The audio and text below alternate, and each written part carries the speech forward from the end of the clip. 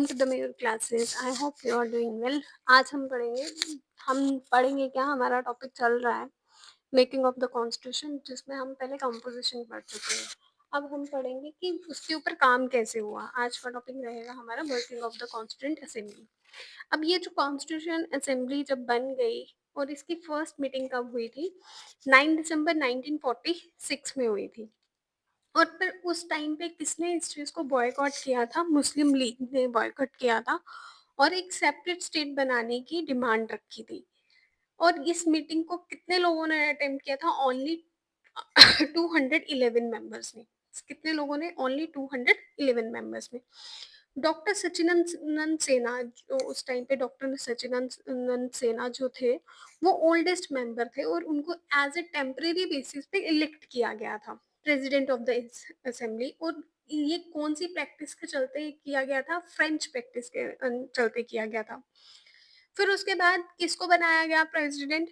Doctor Rajendra Prasad को president बनाया गया एज ए इलेक्टेड प्रेसिडेंट।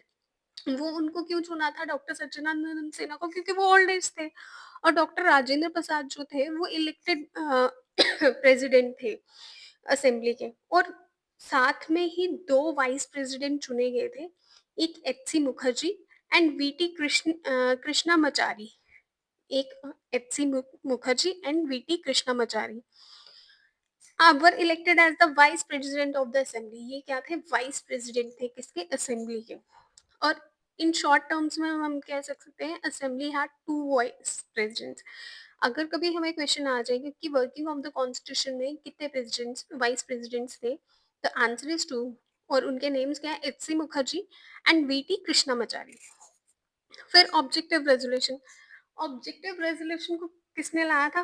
पहली बार पंडित जवाहरलाल नेहरू ने लाया था। कब लाया था? 13 दिसंबर 1946। देखो फर्स्ट मीटिंग हो रही है 9 दिसंबर 1946 और उसके ऑब्जेक्टिव रेजोल्यूशन कब ले आए? उसके ठीक 4 दिन बाद, 13 दिसंबर 1946 में। अब इसमें क्या है? इसमें एक ना ऑब्जेक्टिव रेजोल्यूशन को ना हम प्रियम्बल भी कहते हैं। It's a preamble. और प्रियम्बल को क्या कहते हैं? हम इंडेक्स कहते हैं। ठीक है ना? एक शॉर्ट फॉर्म इंडेक्स है कि हाँ, हमारे कॉन्स्टिट्यूशन में ये सब चीजें हैं। अब इसमें फंडामेंटल्स क्या है, फिलोसफी क्या है, हमारा कैसे स्ट्रक्चर होगा, एक ओवरव्यू। ठीक है ना? जैसे आप किसी फैमिली से बिलोंग करते हो तो आपको एक नाम होता है आपके ग्रैंडफादर का, ग्रैंडमदर का, फादर का, मदर का। तो आपके, अच्छा आप ग्रैंडफादर का नाम बोलते हो तो आपकी पहचान निकल जाती है। अच्छा अच्छा अच्छा, ये उस फैमिली से है। तो आपकी आइडेंटिफिकेशन वैसी हो जाती है। तो इस चीज को भी वैसे ही लो कि अच्छा प्रियम्बल हमने पढ़ लिया, प्रीफेस पढ़ लिया, प्रियम्बल इज अ प्रीफेस, अच्छा जिसमें ये चीजें होंगी। फिर इन डेप्थ हर एक की चीज की अलग अलग नॉलेज है, अलग अलग उसको समझने का तरीका है। उसमें पहले बोला गया सॉवरेन होगा, हमारा खुद की फ्यूचर गवर्नेंस होगी, कॉन्स्टिट्यूशन होगा, इन सब के बारे में बोला गया। ठीक है?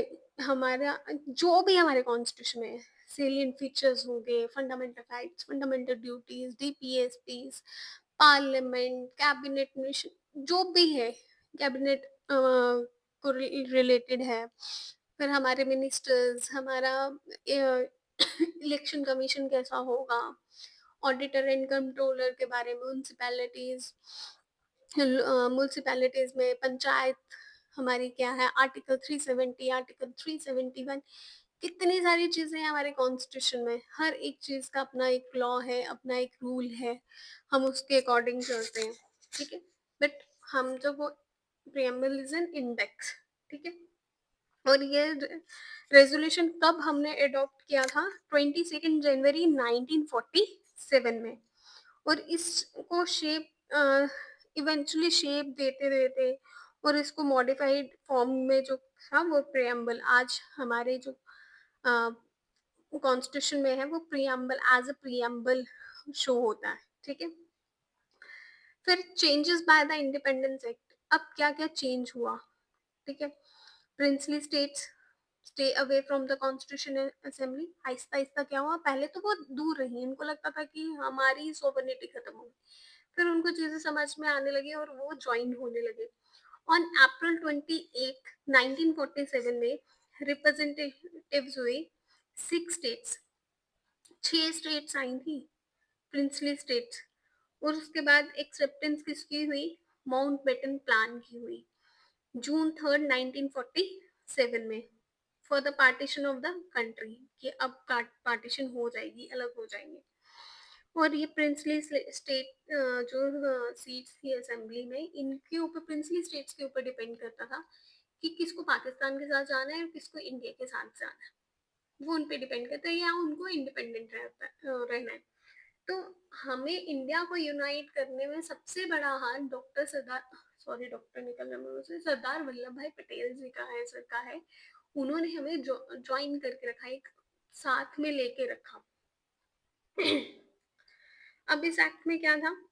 फुल्ली सॉवरेन बॉडी होगी, हमारा कॉन्स्टिट्यूशन है, हम किसी भी कॉन्स्टिट्यूशन को प्लीज नहीं करने वाले, मतलब which could frame any constitution it please, जैसे हम फुली सॉवरेन है बट हम सामने वाले की भी रिस्पेक्ट करेंगे और हमारी हमारे कॉन्स्टिट्यूशन की भी रिस्पेक्ट हो। और ये क्या इम्पावर्ड करेगा, हम कभी भी अपने लॉ को, आपको पता है हमारे लॉज कभी भी चेंज हो जाते हैं, चेंज हो सकते हैं, टाइम के अकॉर्डिंग हम उनको चेंज कर सकते हैं। तो हम आज भी, हमारा constitution as a living constitution माना जाता है, क्योंकि हम उसे चेंज कर सकते हैं, या वो नहीं चाहिए हमें लॉ तो हम उसे खत्म कर देते हैं। जैसे आर्टिकल 335A एंड आर्टिकल 370 की जरूरत नहीं थी तो हमने उसको खत्म कर दिया ना। वैसे ही बहुत सारी चीजें हैं, इज जस्ट एन एग्जाम्पल। फिर the assembly also became a legislative body. अब असेंबली क्या बनी? एक लेजिस्लेटिव बॉडी बनी।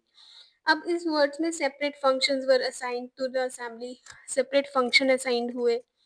This is making of the constitution for free India and enacting ordinary laws for the country. अब इसने जो कॉन्स्टिट्यूशन थी ये क्या बना? फ्री इंडिया बना। और इसमें क्या बना है? इंडिया के, फ्री इंडिया के अपने ऑर्डिनरी लॉज होंगे, क्लॉसेज होंगी। These two tasks were performed separate days. दोनों के जो ये टास्क थे अलग अलग दिन पे हुए।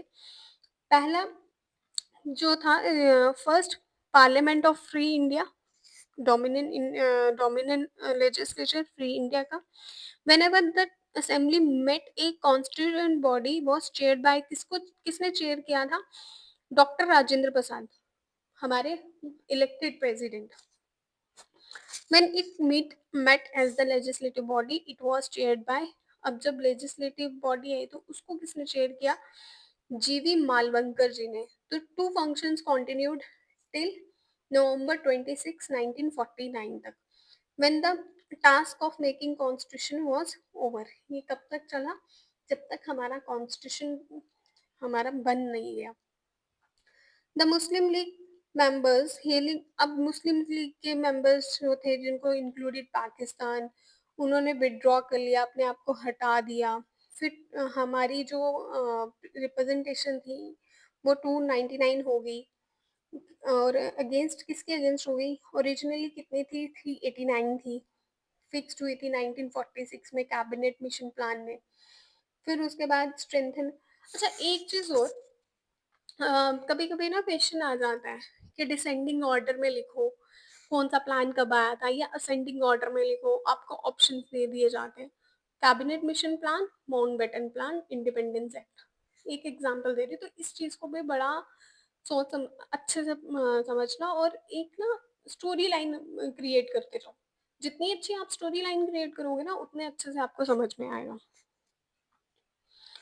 फिर अच्छा, फिर उसके बाद ब्रिटिश प्रोविंसेस से कुछ फिर 296 से 229 पे आ गई, फिर प्रिंसली स्टेट्स आने लगी, फिर 93 टू 70 हो गया, फिर state wide membership on December 31 1947 तक। एक टेबल है 2.4, हम देख लेते हैं इसको। हाँ, इंडिया मद्रास में कितने मेंबर्स थे? 49, बॉम्बे से 21, वेस्ट बंगाल 19, यूनाइटेड प्रोविंसेस 55, ईस्ट पंजाब 12, बिहार 36, सीपी एंड बिरेरा 17, असम 8, उड़ीसा से 9, दिल्ली से 1, अजमेर मेवाड़ा से कितने? 1, कॉर्ग से 1। फिर इंडियन प्रिंसली स्टेट्स, ये क्या थी? हमारी प्रोविंसेस थी, इंडियन प्रोविंसेस थी। अब जो इंडियन प्रिंसली स्टेट 70 सीट्स जो थी, अलवारा से एक, बड़ोदरा से 3, भोपाल से 1, बीकानेर से 1, कोचीन से 1, ग्वालियर से 4, इंदौर से 1, जयपुर से 3, जोधपुर से 2, कोल्हापुर से 1, कोटक से 1, मयूरभंज से 1, मैसूर से 7, पटियाला से 2, रेवा से 2, ट्रेवनकोर से 6, उदयपुर से 2, Sikkim and coach Bihar group से 1, त्रिपुरा एंड मणिपुर खासी स्टेट से 1, यूपी स्टेट्स ग्रुप से 1, ईस्टर्न राजपुताना स्टेट ग्रुप से 3, सेंट्रल इंडियन स्टेट ग्रुप से इंक्लूडेड बुंदेलखंड और मालवा से 3, वेस्टर्न इंडिया स्टेट ग्रुप से 4, गुजरात स्टेट्स ग्रुप से 2, Deccan and Madras state group से 2, पंजाब स्टेट्स ग्रुप से 3, ईस्टर्न स्टेट ग्रुप से 1, 4, सॉरी, स्टेट ग्रुप, ईस्टर्न के स्टेट ग्रुप सेकेंड से 3 थी, रेजिडरी ग्रुप से कितनी थी, 4, तो ये टोटल कितनी होगी, 299। फर्स्ट सेशन कब हुआ, 9 दिसंबर, कितने दिन, 9 से 23 तक चला था, 1946 तक। फिर सेकंड सेशन 20 जनवरी से लेके 25 जनवरी तक चला, 1947 तक। थर्ड सेशन 28 मई से लेकर, सॉरी, 28 अप्रैल से लेके 2 मई तक चला, 1947। फोर्थ सेशन कब चला, 14 जुलाई 30 और से लेके 31 जुलाई तक, 1947 में। फिफ्थ सेशन 14 अगस्त से लेके 30 अगस्त तक चला, 1947 में। और ये तभी हमें आज़ादी मिली थी, 15 अगस्त को। सिक्स सेशन चला 27 जनवरी 1948 से। सेवेंथ सेशन चला था 4 नवंबर से लेकर 1948 के से लेके 8 जनवरी 1949 तक। एट्थ सेशन चला था 16 मई से लेके जून 16 1949 तक। नाइन्थ सेशन चला जुलाई 30 से लेके सितंबर 18 1949 तक। टेंथ सेशन चला था 6 अक्टूबर से लेके 17 अक्टूबर तक 1949 में। और 11th सेशन चला था नवंबर 14 से लेके 26 नवंबर 1949। 11 सेशंस हुए थे, ठीक है, याद रखना। अगर कोई पूछ ले तो कितने सेशन चले थे, 11 सेशंस चले थे। एक हाँ, अब स्ट्रेंथ ये भी देख लेते हैं हम। कम्युनिटी वाइज कितनी रिप्रेजेंटेशन थी कॉन्स्टिट्यूशन असेंबली में, हिंदूज में 163, Muslims 80, scheduled caste 31, Indian Christian 6, backward tribe 6, Sikh community से 4, एंग्लो इंडियंस से 3, पारसीज से 3, 296। एंड जो इलेक्शन हुई थी कॉन्स्टिट्यूंट असेंबली की जुलाई अगस्त में 1946 में, कांग्रेस को कितनी सीट्स मिली थी, 208, और मुस्लिम लीग को 73। ये हम आगे पढ़ेंगे भी।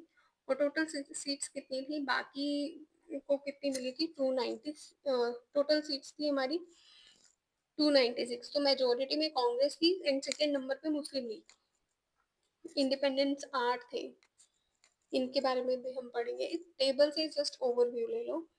फिर ये तो सबको पता ही, अभी हमने पढ़ा भी, ब्रिटिश इंडियन प्रोविंसेस जो 11 वो थी स्टेट्स थी, उनकी कितनी सीट्स थी, 292, princely states 93, chief commissioner provinces में से 4 थी। ओके,